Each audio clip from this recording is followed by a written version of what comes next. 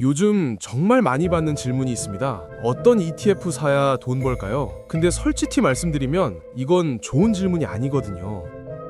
남들이 좋다는 거 따라 샀다가 손실 보고 또 다른 걸 찾아 헤매고 또 손실 보고 이런 식으로 투자하는 분들이 주변에 정말 많습니다. 그렇게 하면 돈도 못 벌고 정신만 피곤해지죠. 투자의 본질이 뭘까요? 바로 돈 버는 겁니다. 근데 여러분 각자에게 맞지 않는 상품으로는 절대로 돈 못 법니다. 지난 영상에 엄청난 반응 주셔서 오늘은 더 깊이 들어갑니다.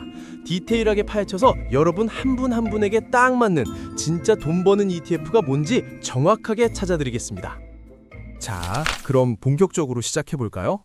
먼저 이것부터 확실히 짚고 넘어가야 합니다. 세상에 절대적으로 좋은 ETF라는 건 없습니다. 누군가에게는 최고의 상품이 다른 누군가에게는 최악의 선택이 될 수 있거든요. 실제로 제가 아는 분 중에 이런 분이 계셨어요. 50대 중반인데 젊은 직장 동료가 추천한다고 해서 레버리지 ETF를 샀습니다. 그 동료는 20대였고요. 결과가 어땠을까요? 변동성을 견디지 못하고 손실 보고 나왔죠. 왜 그랬을까요? 그 상품이 나쁜 게 아니라 본인한테 안 맞는 걸 샀기 때문입니다.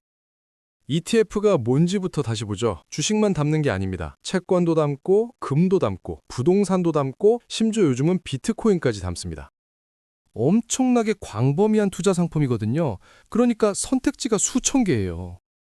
근데 여기서 중요한 게 뭐냐면요. 여러분의 나이와 상황입니다. 20대의 사회초년생이 골라야 할 상품과 60대 은퇴자가 골라야 할 상품이 같을 수가 없죠. 시간이 다르고 목표가 다르고 감당할 수 있는 리스크가 완전히 다릅니다. 그럼 ETF의 진짜 장점이 뭘까요? 바로 편리함입니다. 개별 주식처럼 매일매일 뉴스 체크하고 실적 분석할 필요 없이 한번 사놓으면 알아서 굴러갑니다. 근데 이 편리함을 제대로 누리려면 뭘 봐야 하냐? 바로 운용기간하고 수수료입니다. 이 두 가지만 제대로 체크해도 실패 확률이 확 줄어듭니다. 자, 이제 ETF를 크게 두 가지로 나눠볼게요. 첫 번째가 패시브 ETF입니다. 이게 뭐냐면요. 시장 지수를 그대로 따라가는 겁니다. 코스피 200이면 코스피 200에 들어있는 기업들을 똑같은 비율로 다 담는 거죠.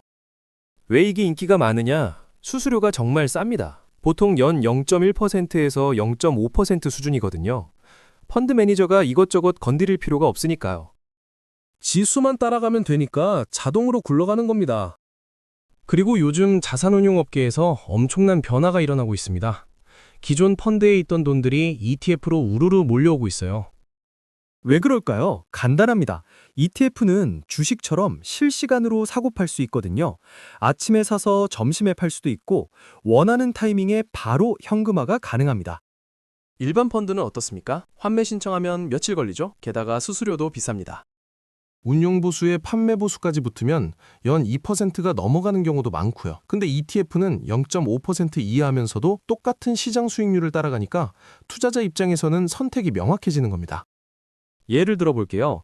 코스피 200 ETF를 산다? 그럼 삼성전자부터 시작해서 코스피 200 안에 있는 모든 기업을 자동으로 보유하게 됩니다. 한 종목 한 종목 고를 필요도 없고 비중도 알아서 조정되고요. 시장 전체의 평균 수익률, 그걸 그대로 가져가는 겁니다. 이게 바로 패시브의 핵심이죠. 그럼 이제 반대편을 볼까요? 액티브 ETF입니다. 여기는 패시브와 완전히 다릅니다. 펀드 매니저가 직접 개입을 하거든요. 어떻게 개입하냐면요. 지수에 들어있는 종목 중에서 약 30% 정도를 자기 판단으로 바꿉니다. 예를 들어 볼게요. 코스피 200 액티브 ETF가 있다고 쳐봅시다. 그럼 매니저가 이렇게 생각하는 겁니다.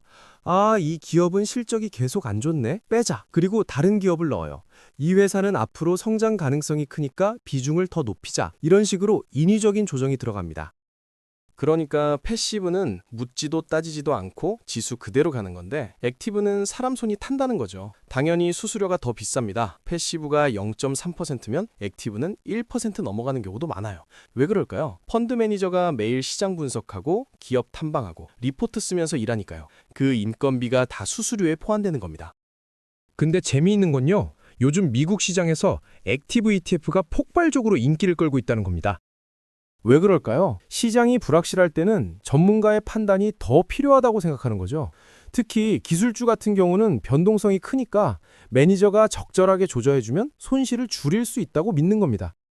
그럼 여러분은 뭘 선택해야 할까요? 수수료 차이를 명확히 인식하셔야 합니다. 그리고 그 매니저가 진짜 실력이 있는지, 과거 성과는 어떤지 꼼꼼히 따져봐야 하는 거죠. 자, 그럼 여기서 핵심 개념 하나 짚고 넘어갈게요. 바로 알파라는 겁니다. 알파가 뭐냐? 시장 평균 수익률을 넘어서는 초과 수익률을 말합니다. 예를 들어 볼게요. 코스피가 1년에 10% 올랐어요. 근데 여러분이 산 ETF가 15% 올랐다? 그럼 5%가 알파입니다. 액티브 ETF 매니저들이 매일 밤 늦게까지 일하는 이유가 뭘까요? 바로 이 알파를 만들어내기 위해서입니다. 패시브는 그냥 시장 평균 그대로 가니까 알파가 0이에요. 근데 액티브는 다르죠. 우리는 시장보다 더 잘할 수 있다는 자신감으로 종목을 골라내는 겁니다. 그런데요, 여기서 진짜 중요한 포인트가 있습니다. 펀드 매니저가 있다고 해서 무조건 알파가 나오는 건 절대 아니라는 겁니다. 오히려 시장 평균보다 못한 경우도 엄청 많아요. 실제로 통계를 보면 10년 장기로 봤을 때 액티브 펀드의 70% 이상이 시장 평균을 못 이긴다는 연구 결과도 있습니다. 그럼 도대체 뭘 선택해야 하냐?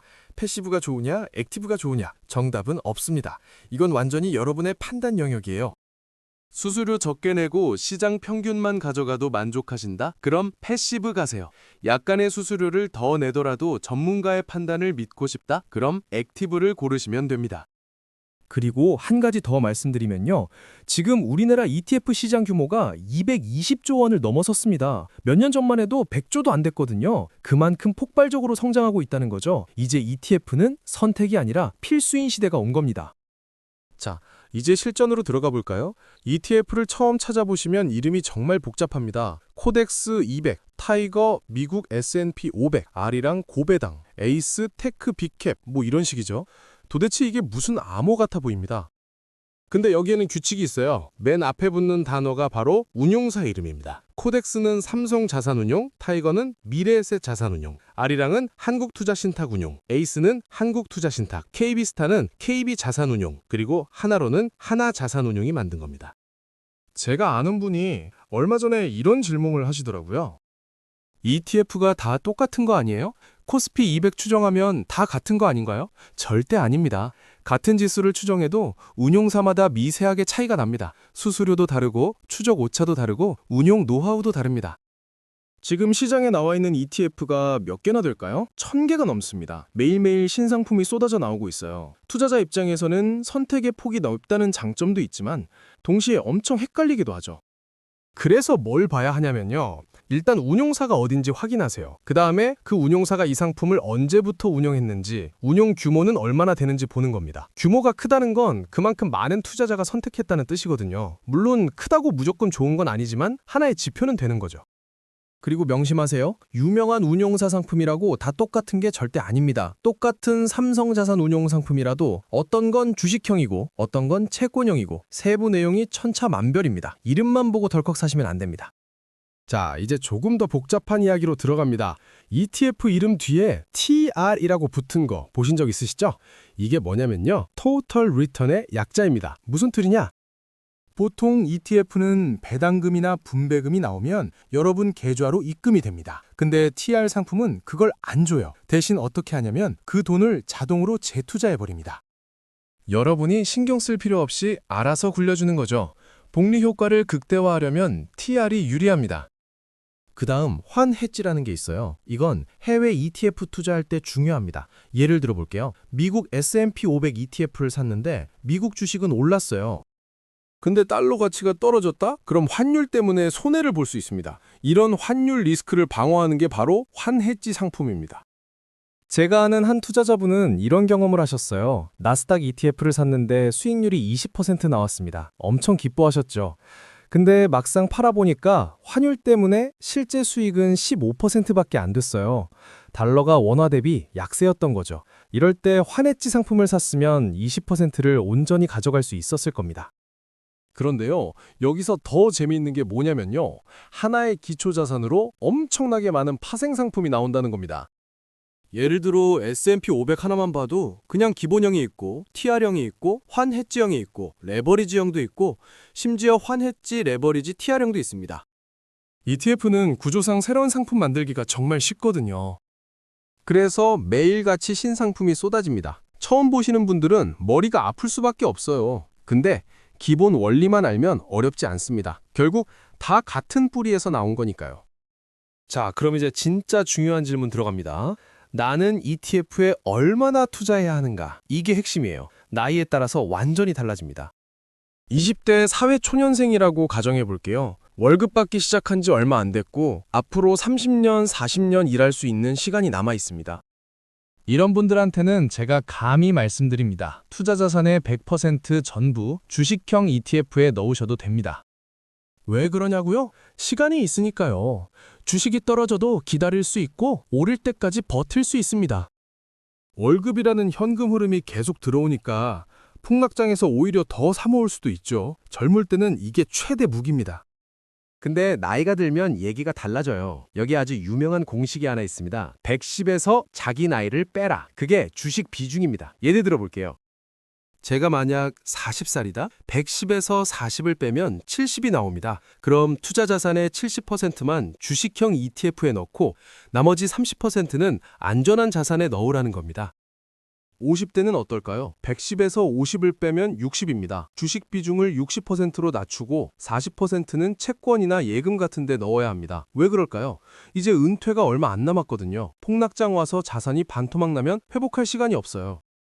실제로 제 주변에 이런 분이 계셨습니다. 5살에 퇴직금 전부 주식형 ETF에 넣으셨어요. 근데 그 해 시장이 30% 폭락했습니다. 회복되려면 몇 년 걸리는데 당장 생활비는 필요하죠. 결국 손실 본 상태에서 팔 수밖에 없었어요. 안타까운 일이죠. 우리나라 투자자들은 아직도 주식 투자 비중이 선진국에 비해 낮습니다. 젊을 때 더 공격적으로 가야 하는데 너무 보수적이에요. 나이별로 적정 비중을 지키는 것, 이게 성공 투자의 기본입니다. 그럼 나이가 들어서 주식 비중을 줄였다고 칩시다. 나머지 돈은 어디에 넣어야 할까요? 바로 채권 ETF입니다. 채권이 뭐냐? 쉽게 말하면 국가나 기업에 돈을 빌려주고 이자를 받는 겁니다. 주식은 오르락내리락 변동성이 크죠. 근데 채권은 상대적으로 안정적입니다. 특히 국채 같은 경우는 나라가 망하지 않는 이상 원금이랑 이자를 받을 수 있어요. 그래서 50대, 60대 분들한테는 채권 ETF가 정말 중요합니다. 예를 들어 볼게요. 58살 박 사장님이 계십니다. 평생 장사해서 모은 돈 5억 원이 있어요. 이분이 전부 주식형 ETF에 넣으면 어떻게 될까요? 밤에 잠을 못 잡니다. 매일매일 등락에 신경 쓰이고 떨어지면 불안하고 스트레스로 건강까지 나빠질 수 있어요. 그래서 이렇게 하는 겁니다. 110에서 58을 빼면 52. 주식형 ETF에는 50% 정도만 넣고요. 나머지는 채권 ETF란 다른 안전자산에 배분하는 거죠. 그럼 훨씬 마음이 편합니다. 주식이 떨어져도 채권 쪽은 안정적으로 이자 수익이 나오니까요.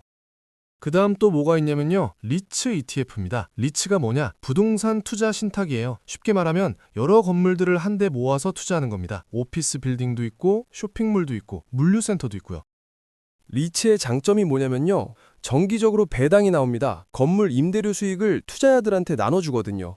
그래서 은퇴 후 생활비가 필요한 분들한테 딱 좋은 겁니다. 매달 또는 분기마다 현금이 들어오니까요. 자산 배분의 핵심은 뭘까요? 시장 상황 보고 이리저리 바꾸는 게 아닙니다. 본인의 생애 주기에 맞추는 거예요. 젊을 때는 공격적으로, 나이 들면 보수적으로. 이게 정답입니다. 그리고 ETF 덕분에 이게 정말 쉬워졌어요. 클릭 몇 번이면 주식도, 채권도, 부동산도 다 담을 수 있으니까요. 자, 그럼 이제 절대 피해야 할 ETF 얘기를 해볼까요? 시장에는 정말 위험한 상품들도 많습니다. 대표적인 게 레버리지 ETF입니다. 레버리지가 뭐냐면요. 지수가 1% 오르면 2배로 2% 올라가고 1% 떨어지면 2배로 2% 떨어지는 겁니다. 심지어 3배짜리도 있어요. 지수가 10% 오르면 30% 수익이 나는 거죠. 엄청나게 매력적으로 보입니다. 근데요, 함정이 뭐냐면요. 떨어질 때도 2배, 3배로 떨어진다는 겁니다. 제가 아는 30대 직장인분이 작년에 이걸 샀어요. 빨리 목돈 만들고 싶다는 생각으로요. 처음엔 좋았습니다. 일주일 만에 15% 수익이 났거든요. 그래서 더 샀죠. 근데 그 다음 주에 시장이 흔들리면서 단 사흘 만에 30% 손실이 났습니다. 멘탈이 완전히 나가버린 거예요.